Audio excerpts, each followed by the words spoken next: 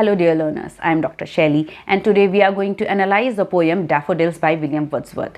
William Wordsworth was one of the greatest romantics of English literature. And this poem is one of his most famous poems. This video is going to be bilingual, मतलब ये मैं हिंदी और English दोनों में ही आपको इस poem को explain करूँगी and we are going to understand this poem line by line, stanza wise करेंगे और each line I am going to discuss in detail. In this video, we are also going to understand how to write reference, context, explanation and critical comments. कि critical comments को कैसे लिखना है, जो notes होते हैं एंड में वो आपको extra marks एग्जाम में गेन करवा सकते हैं, तो उन्हें कैसे लिखना है.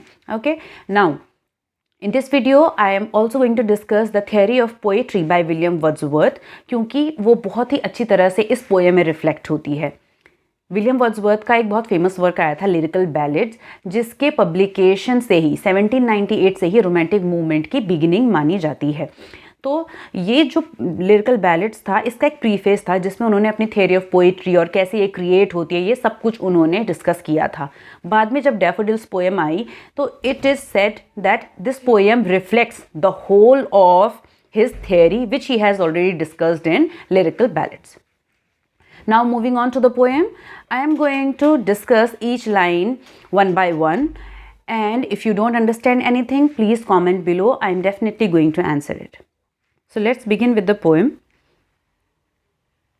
William Wordsworth, यहाँ पे उनकी एक पिक्चर लगाई हुई है. He was born in 1770 and he died in 1850. First of all, he is famous as a nature poet और उन्हें नेचर को गाइड, फिलोसोफर और फ्रेंड बोला था. He is also the pioneer of romantic movement in English literature. William Wordsworth और Coleridge बहुत ही ज़्यादा influenced हो गए थे फ्रेंच रिवॉल्यूशन से और उसी के जो आइडियल्स थे, फ्रीडम, इक्वलिटी, ये सब चीज़ें एक तरह से वो freedom of expression specially romantic movement में वो लोग लेकर के आए. And they went against all the rules and decorum that was followed by the previous poets. He was also the poet laureate of English from 1843 to 1850. And there are two works which are very important by him. First is Lyrical Ballad that was published in 1798 and the second was The Prelude, which is also an autobiographical work, and this is considered one of the masterpieces by William Wordsworth. Now the poem Daffodils. Do you know what daffodils is? Daffodils is a flower. The poem is, I wandered lonely as a cloud that floats on high over vales and hills, when all at once I saw a crowd, a host of golden daffodils, beside the lake, beneath the trees, fluttering and dancing in the breeze. Continuous as the stars that shine and twinkle on the Milky Way, they stretched in never-ending line along the margin of a bay. 10,000 saw I at a glance, tossing their heads in sprightly dance. The waves beside them danced, but they outdid the sparkling waves in glee. A poet could not but be gay in such a jocund company. I gazed and gazed, but little thought what wealth the show to me had brought. For oft, when on my couch I lie, in vacant or in pensive mood, they flash upon that inward eye, which is the bliss of solitude. And then my heart with pleasure fills and dances with the daffodils. Coming to stanza number 1. Here is a picture of daffodils. Daffodils जो flowers उनकी picture है यहाँ पर. You can see it clearly. First line is I wandered lonely as a cloud. कि मैं एक बादल की तरह अकेला भटक रहा था. That floats on high over vales and hills. और किसके ऊपर? जैसे कि एक बादल वैलीज और हिल्स के ऊपर फ्लोट करता है, उसी तरह से मैं भी भटक रहा था. तभी अचानक when all at once I saw a crowd, मैंने क्या देखा? एक भीड़ देखी. भीड़ लोगों की होती है, पर यहाँ पे वो किस भीड़ की बात कर रहा है? लोगों को नहीं देखा उसने देखा a host of golden daffodils. Golden colour के जो डैफोडिल्स, उसने येलो भी नहीं बोला है, उसने क्या बोला है? गोल्डन डैफोडिल्स को उसने देखा. अ होस्ट मतलब जैसे हम जब पार्टी करते हैं तो हम लोगों को अपने यहाँ बुलाते हैं तो हम होस्ट हैं क्योंकि हम उनको वेलकम कर रहे हैं, अपने यहाँ खाने पे बुला रहे हैं. तो ऐसे ही वो जो फ्लावर्स थे वो उसको बहुत ही वेलकमिंग लगे, as if they are calling him. Beside the lake, beneath the trees. तो वो जो flowers थे वो कहाँ थे? लेक के किनारे. Beside the lake, beneath the trees मतलब कि trees के नीचे और लेक के किनारे. Now you have to open the Windows of imagination in your mind, ठीक है, अपने माइंड में जो इमेजिनेशन है उसको थोड़ा खोलो और हर एक चीज़ को एक तरह से इमेजिन करने की कोशिश करो। इमेजिनेशन की वर्ड है रोमांटिक मूवमेंट में। रोमांटिक एज की जितनी भी पोएम्स आप पढ़ोगे, it will talk about nature, imagination and common man. एक कॉमन मैन का जो एक्सपीरियंस था उसके बारे में बात होती है यहाँ। Fluttering and dancing in the breeze, coming back to the poem. Fluttering and dancing, जैसे फ्लटर करती है ना एक फ्लाई, एक मक्खी जैसे अपने पंख फड़फड़ाती है, फ्लटर कर रहे थे वैसे ही वो हवा में हिल रहे थे और डांस कर रहे थे। डांस कर रहे थे कहाँ? इन द ब्रीज, हवा के साथ डांस कर रहे थे, ठीक है।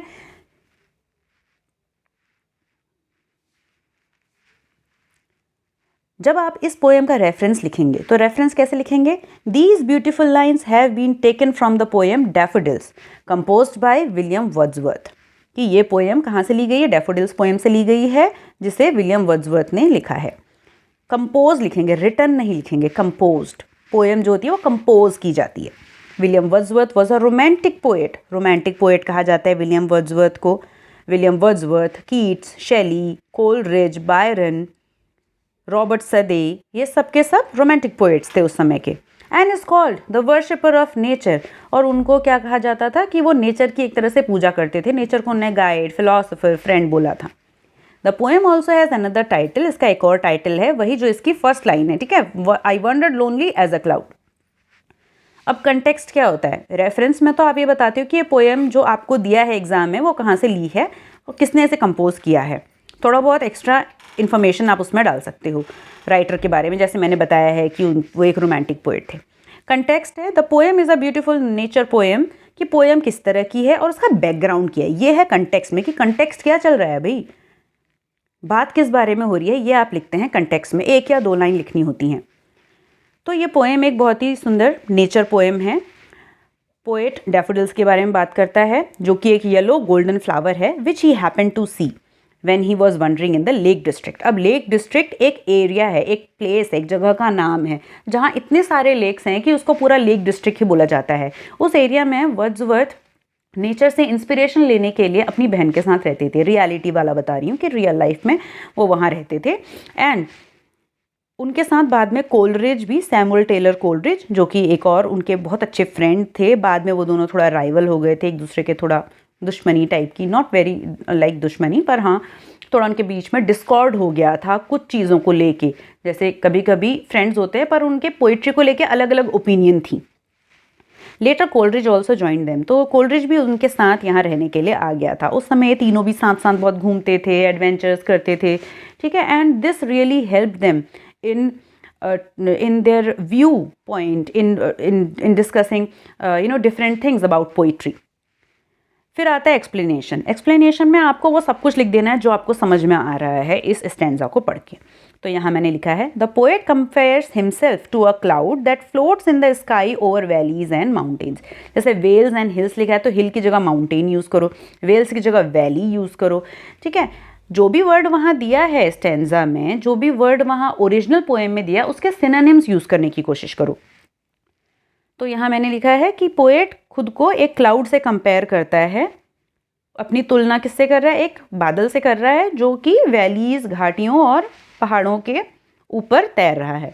The poet was roaming around and suddenly he reached to a place where he saw some beautiful flowers called daffodils. तो वो जब घूम रहा था ऐसी एमलेसली, एक तो वंडर्ड वर्ड यूज़ किया। वंडर्ड मतलब कि भटक रहा है, कोई विदाउट एनी एम, कोई एम नहीं है, कोई पर्पस नहीं, बस ऐसे ही घूम रहा था, अचानक से उसे फ्लावर्स दिख गए। The daffodils were yellow golden and they were growing by the side of the lake, कि वो लेक के किनारे ग्रो कर रहे थे below the trees. They were fluttering with the wind as if dancing to a rhythm, जैसे कि एक सॉन्ग पे हम डांस करते हैं ना, वैसे ही वो भी फ्लटर कर रहे थे विंड के साथ। तो ब्रीज को हमने यहाँ विंड बोल दिया है। The flowers seem to be hosting the poet because they were enticing the poet with their beauty and charm. तो फ्लावर्स को देख के क्या लग रहा था? जैसे कि वो पोएट को बुला रहे हैं कि हमारे पास आओ। इतने प्यार से वो डांस कर रहे थे और पोएट का खुद मन हो जाता है वहाँ पर जाने का। अब लास्ट में आता है क्रिटिकल कमेंट्स। यहाँ पे जगह नहीं थी, मैंने यहाँ साइड में दिया है, ठीक है, पर्पल कलर में, इधर देख लो। There is simile in line 1। Simile एक फिगर ऑफ स्पीच होता है जिसमें जब दो चीज़ों की तुलना आपस में की जाती है और दो वर्ड यूज़ किए जाते हैं, लाइक और एज। यहाँ पे क्या लिखा है, I wandered lonely as a cloud. As यहाँ पे यूज हुआ है ना, तो जहाँ पे एज या फिर लाइक अ क्लाउड लिखा होता तो भी इसमें सिमिली होता। Personification in a host of golden daffodils and fluttering and dancing. देखो पर्सोनिफिकेशन होता है मानवीकरण अलंकार, जिसमें कि जब हम किसी निर्जीव चीज़ के ऊपर या फिर कोई ऐसी चीज़ जो ह्यूमन नहीं है, इंसान नहीं है, पर उसको आप ह्यूमंस वाली क्वालिटीज़ दे दो। जैसे कि आपने गोल्डन डैफोडिल्स को क्या बोला, होस्ट। अब होस्ट तो इंसान ही होते हैं ना, एक दूसरे को बुलाते हैं अपने घर पे खाने पे, तो यहाँ पे भी पर्सोनिफिकेशन है। एंड फ्लटरिंग एंड डांसिंग, अब डांस भी कौन करते हैं, ह्यूमन बींग्स ही करते हैं। तो ये दोनों, ये जो लाइन है डांसिंग वाली, यहाँ पर भी पर्सोनिफिकेशन है, मानवीकरण अलंकार है, क्योंकि फूलों को एक तरह से ह्यूमंस की क्वालिटी से डिस्क्राइब किया है। The third point is rich imagery, use of words like golden. ये यूज है, ठीक है, USE, एस मैं लिखना भूल गई होंगी। Use of words like golden, जैसे गोल्डन वर्ड ऐसे यूज किया है। This is a very rich vocabulary that he has used. लेकिन ये जो वोकेबुलरी है ना, आप देखोगे कि विलियम वर्ड्सवर्थ की लैंग्वेज बहुत ही सिंपल है इसमें। Okay, stanza number 2, continuous as the stars that shine and twinkle on the Milky Way, they stretched in never-ending line along the margin of a bay. Continuous, अब वो जो flowers थे वो continuity में ऐसे दिख रहे थे, बहुत सारे दिख रहे थे, जैसे स्टार्स होते हैं ना हमारी आकाशगंगा में और चमकते हैं, ट्विंकल करते हैं, वैसे ही सितारों की तरह ही अनगिनत मेरे को दिख रहे थे फूल। They stretched in never ending line, और जो वो ऐसे फैले हुए थे जैसे कि वो लाइन कभी ख़त्म ही नहीं होगी, नेवर एंडिंग लाइन की तरह। Along the margin of a bay, जैसे किसी नदी के किनारे एक वो बिल्कुल खाड़ी के किनारे लगे हुए से फ्लावर्स लगे होते हैं ना, वैसे ही ये फ्लावर्स भी वहाँ पे उगे हुए हैं। 10,000 saw I at a glance, और जब मैंने उन्हें देखा मुझे लगा जैसे मैंने 10,000 से भी ज़्यादा फूल वहाँ पे देख लिए। यहाँ पे एक तरह से अतिशयोक्ति अलंकार है, जिसे हम इंग्लिश में हाइपरबले बोलते हैं। ओके, अभी इसको एक्सप्लेन करूंगी मैं क्रिटिकल कमेंट्स में। जो भी यहाँ पे फिगर ऑफ स्पीच होते हैं, या जो भी आपको लगता है कि लैंग्वेज ऐसी है या इमोशन ऐसा है या कोई बैकग्राउंड स्टोरी, वो आप क्रिटिकल कमेंट्स में दे सकते हो on, and it is going to give you extra marks in the exams. तो रेफरेंस टू कॉन्टेक्स्ट में सिर्फ 3 ही चीज़ें नहीं लिखनी होती, 4 चीज़ें लिखो, ठीक है। रेफरेंस भी लिखो, कॉन्टेक्स्ट भी लिखो, एंड एक्सप्लेनेशन भी लिखो, और फिर क्रिटिकल कमेंट्स लिखो।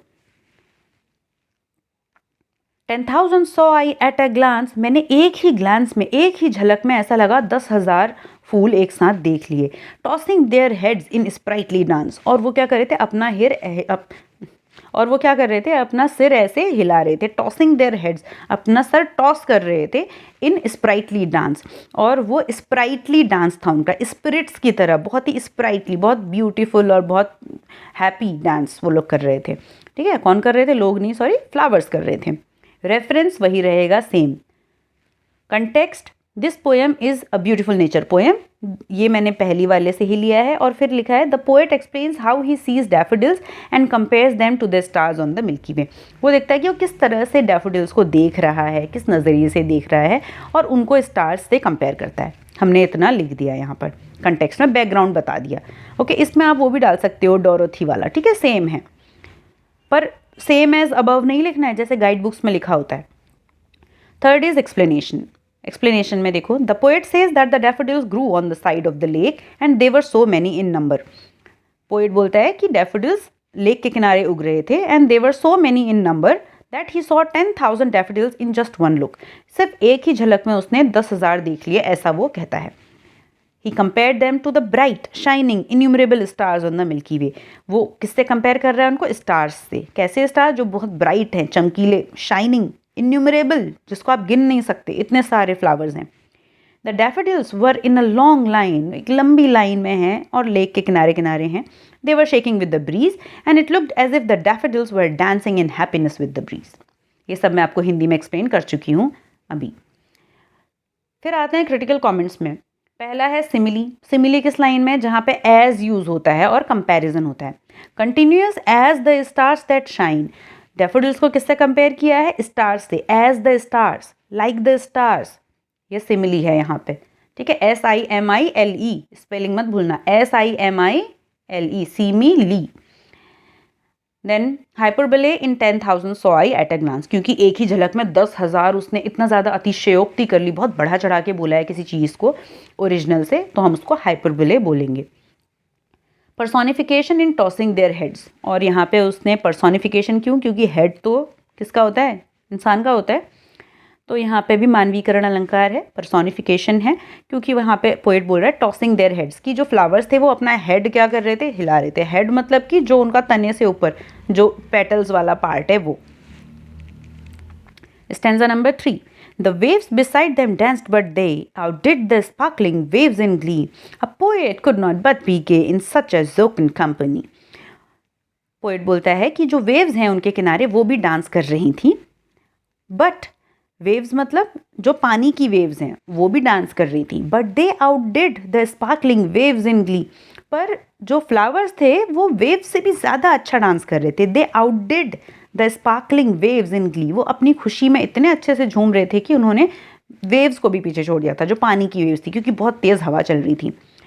अ poet could not but be gay in such a jocund company. एक पोएट कुछ भी नहीं कर सकता सिवाय खुश होने के, इतनी प्यारी कंपनी में। इतने सुंदर उसको साथ वहाँ पे मिला फ्लावर्स का कि वो खुश, गे मतलब खुश, ठीक है। I gazed and gazed but little thought, बोल रहा है आई गेज्ड, मैंने देखा और मैंने बहुत अच्छी तरह से उनको एकदम गेज्ड, मैंने उसको उनको देखते रह गया, बट लिटिल थॉट, पर मैंने बहुत कम इस बारे में सोचा, what wealth the show to me had brought, कि एक्चुअली ये जो मैं अभी देख रहा हूँ ये मेरे लिए कितना बड़ा एक तरह से खजाना है, कितना बड़ा मेरे लिए ये वेल्थ है। रेफरेंस फिर सेम रहेगा। Context, the poem is a beautiful nature poem. The poet explains how he feels in the company of those beautiful flowers called daffodils. वो बोल रहा है कि किस तरह से उसको उसकी कंपनी में लग रहा था, उसको पोएट ने इस स्टैंजा नंबर 3 में डिस्कस किया है कि उसे कैसा लग रहा था डैफोडिल्स के साथ। Explanation, the poet says that daffodils were dancing with the wind so beautifully that it was better than the dance of the waves in the lake. This made the poet very happy and he could not feel otherwise. The poet kept looking at those daffodils and enjoyed the show, but he never thought that it would give him so much of a joy for a lifetime. Poet उन daffodils को देखता रहा, वो खूब खुश था और उसने कुछ और फील नहीं किया, बस वो खुश था उस समय, ठीक है। ये क्या है, उसने एक डैफोडिल्स देखे और उसने उस चीज़ को क्या किया, खूब एंजॉय किया, और वो एक्सपीरियंस उसके लिए कितना बड़ा खजाना है ये उसे बाद में पता चलता है, अभी उसने इस बारे में नहीं सोचा। क्रिटिकल कमेंट्स पे आते हैं। फोर्थ चीज़, इसको भूलना नहीं है एग्जाम में भी, पर्सोनिफिकेशन है वेव्स डांस्ड, क्योंकि पानी की लहरें जो है डांस नहीं करती हैं, ह्यूमंस डांस करते हैं। The words like sprightly, sparkling, golden, इस तरह के वर्ड्स जितने भी पोएम में लिखे हैं उन सब से एक तरह का मैजिक क्रिएट हो रहा है पोएम में, ठीक है, ये लिख सकते हो। Stanza number 4, for oft when on my couch I lie, और ये लास्ट स्टैंजा है। वो बोल रहा है पोएट कि जब भी मैं अपने काउच पे लेटता हूँ, जब भी मैं अपने सोफे पे लेटता हूँ, इन वेकेंट और इन पेंसिव मूड, वेकेंट मतलब खाली, जब मेरा दिमाग एकदम खाली रहता है या फिर मैं कुछ बहुत गहराई से सोच रहा होता हूँ, पेंसिव मूड, थोड़ा सैडनेस या बहुत ज़्यादा गंभीर तरीके से जब मैं किसी चीज़ को सोच रहा होता हूँ, they flash upon that inward eye, they flash, they मतलब कौन, जो डैफोडिल्स वाला एक्सपीरियंस था, वो डैफोडिल्स अचानक से मेरे दिमाग में क्या होते हैं, एकदम से आ जाते हैं, फ्लैश कर जाते हैं, अचानक से मुझे उन डैफोडिल्स की याद आ जाती है, which is the bliss of solitude. और उस समय जब वो डैफोडिल्स मुझे याद आते हैं तो वो जो मेरा सॉलिट्यूड था, जो मेरा अकेलापन था, वो एकदम से क्या होता है, दूर हो जाता है। इसीलिए वो कह रहा है कि ये ब्लिस था मेरे लिए, वरदान था उस समय मेरे लिए, जब मैं अकेले में सोच रहा था कुछ और मैं थोड़ा दुखी सा था, सैडनेस या बहुत गंभीर हो रहा था, अचानक से वो डैफोडिल्स मुझे याद आए और then my heart with pleasure fills, और मेरा heart with pleasure, it filled with happiness, मेरा हार्ट हैप्पीनेस से भर गया, खुशी से भर गया, and dances with the daffodils. और मेरे हार्ट ने भी क्या किया, एक तरह से डांस करना शुरू कर दिया डैफोडिल्स के साथ। तो वो एक जो एक्सपीरियंस था उसने क्या किया, पोएट को बहुत ज़्यादा खुशी दे दी एक अकेले मोमेंट में भी। रेफरेंस फिर वही सेम रहेगा, कंटेक्स्ट में मैंने लिखा है, again the poem is a beautiful nature poem. The poet explains how he feels in the company of those beautiful flowers called daffodils. He calls it a bliss, वो इसको क्या बोलता है, एक वरदान बोलता है, and a source of perennial pleasure, और एक सोर्स हो जाता है उसके लिए, हमेशा का एक निरंतर सोर्स जो आपको हमेशा निरंतर खुशी दे रहा है। Explanation, the poet saw those daffodils beside the lake, उसने उनको लेक के किनारे देखा और उनकी कंपनी बहुत एंजॉय की। आफ्टर ही केम बैक, जब वो वहाँ से आ गया, ही often thought about it, Whenever he is alone or in some deep thought, the memory of those daffodils flashes in his mind and he lives that beautiful and serene experience again. तो जब वो दोबारा उसके दिमाग में flash होता है तो फिर से उसको वो एक्सपीरियंस अपना याद आ जाता है. It makes him so happy.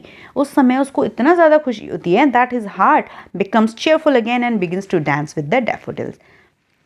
वही सेम चीज़ है जो मैं हिंदी में आपको एक्सप्लेन कर चुकी हूँ. क्रिटिकल कमेंट्स में आप लिखोगे these lines actually state Wordsworth's theory of poetry. अब वर्ड्सवर्थ की थियरी ऑफ पोइट्री क्या है? पहले तो वर्ड्सवर्थ की डेफिनेशन ऑफ पोइट्री क्या है? Poetry is the spontaneous overflow of powerful feelings. It takes its origin from emotion recollected in tranquillity. Wordsworth बोलते हैं कि पोएट्री एक स्पॉन्टेनियस ओवरफ्लो है. स्पॉन्टेनियस मतलब जो अपने आप बिना किसी फोर्स के, बिना किसी पुश के बह रहा है. स्पॉन्टेनियस है, कोई धक्का नहीं दे रहा, उस पानी को गिरा नहीं रहा, पर वो क्या कर रहा है, एक तरह से बह रहा है. ओवरफ्लो है. ओवरफ्लो मतलब कि जब इमोशन, कोई चीज़ ओवरफ्लो कब होती है? जब कोई चीज़ बहुत भर जाती है और फिर ज़्यादा हम उसमें कोई चीज़ डाल दें तब. तो ओवरफ्लो है किसका? पावरफुल फीलिंग्स का. जब हमारे हार्ट में बहुत ज़्यादा पावरफुल फीलिंग्स होती हैं, उनका ओवरफ्लो हो रहा होता है और वो क्या होता है, स्पॉन्टेनियस हो जाता है, कोई फोर्स नहीं कर रहा, पर लेकिन फीलिंग्स बहुत ज़्यादा हो गई हैं तो वो एकदम से बह रही हैं. It takes its origin from emotion recollected in tranquillity. और जब हम एकदम ट्रैंक्विल मूड में होते हैं, ना बहुत ज़्यादा खुश ना बहुत ज़्यादा दुखी, एक जो ऐसा मूड होता है, उस समय ये उस इमोशन से ओरिजिनेट होती है, पैदा होती है. क्या पैदा होती है? पोइट्री पैदा होती है. इस तरह से दोबारा इसको समझेंगे. Poetry is the spontaneous overflow of powerful feelings. It takes its origin from emotion recollected in tranquility. Word का यूज किया रिकलेक्टेड. कोई चीज कलेक्ट करना और रिकलेक्ट करने में क्या डिफरेंस है बताओ आप? लिखो नीचे कमेंट में. कलेक्ट मतलब आप किसी चीज़ को इकट्ठा कर रहे हो, रिकलेक्ट मतलब फिर से इकट्ठा कर रहे हो. तो आपने इमोशन क्या किया? रिकलेक्ट किया, इमोशन दोबारा याद किया. वही सेम चीज़ होगी जैसे डैफोडिल्स में हुआ. ये 5 स्टेप्स वर्ड्सवर्थ ने एक तरह से डिस्कस किए हैं. कई लोग 4 स्टेप्स भी बोलते हैं, but I have tried to talk about it in 5 stages. पहला है एक्सपीरियंस. सबसे पहले आप कोई चीज़ एक्सपीरियंस करते हो. Second is emotion. फिर एक इमोशन आपके मन में एक भाव जागृत हो जाता है. फिर आप आ गए और एक इंटरवल दे दिया आपने, एक टाइम हो गया, बहुत ज़्यादा टाइम हो गया, आप कहीं बहुत सुंदर जगह पे गए थे, डिज्नीलैंड गए थे, एक्सपीरियंस लिया आपने, आप बहुत ज़्यादा खुश हो गए, इमोशन भी हो गया. Second number. फिर आप कुछ टाइम बाद आए, वो चीज़ भूल गए और जो एक्स्ट्रा फालतू के इमोशंस थे वो सारे उसमें से निकल गए. फिर आपने रिकलेक्ट किया अपनी मेमोरी को. आपको अचानक से एक दिन याद आई कि आप डिज्नीलैंड में गए थे और आपको कुछ कुछ इंपॉर्टेंट जो चीज़ें, जो बहुत गहरी चीज़ें होंगी, वो आपको याद रही होंगी. तो आपने रिकलेक्ट किया उन इमोशन को. Then you contemplated. आपने सोचा उस बारे में कि अरे मैं कितना खुश हुआ था. और अगर आपके अंदर एक पोएटिक एबिलिटी है, then it will lead you to the creation of poetic composition. Then you will be led to recreation. तो आप एक recreational strategy की तरफ फिर चले जाओगे if you have the spirit of a poet. Okay तो ये 5 स्टेजेस हैं. पहला एक्सपीरियंस, फिर आप सोचते हो. ऐसी वर्ड्सवर्थ के साथ भी हुआ था डैफोडिल्स में, क्योंकि ये एक रियल एक्सपीरियंस से वर्ड्सवर्थ ने लिखी है. वर्ड्सवर्थ और डोरोथी एक बार जब गए थे कहीं घूमने, तो उन्होंने डैफोडिल्स लेक के किनारे देखे थे. एंड सडनली उन लोगों ने जब ये देखा, फिर उसके उन्होंने बहुत इन्जॉय किया वहाँ पे, बहुत सुंदर उनने टाइम वहाँ पर बिताया. और उसके बाद वो घर आ गए वापस. और काफ़ी टाइम के बाद वर्ड्सवर्थ ने जब डैफोडिल्स के बारे में अचानक से सोचा, तो उसका जो मन था वो एक तरह से पावरफुल फीलिंग से भर गया, overflow. And then the spontaneous overflow हो गया इमोशंस का. And because Wordsworth was capable, he actually wrote the poem. Okay, so this is all about Wordsworth's definition of poetry, theory of poetry, reference to context कैसे लिखते हैं वो हमने सीखा. critical comments आपने ज़रूर लिखने हैं, ये भी आपने समझा. जहाँ पे आपको कोई चीज़ समझ नहीं आती है, you can ask me in the comment box. या आपको किसी particular poem का explanation चाहिए है, you can write there and I will try to do it soon. Thank you so much and please like, share and subscribe to my channel. खूब share करो इसे and please like the video. Thank you so much.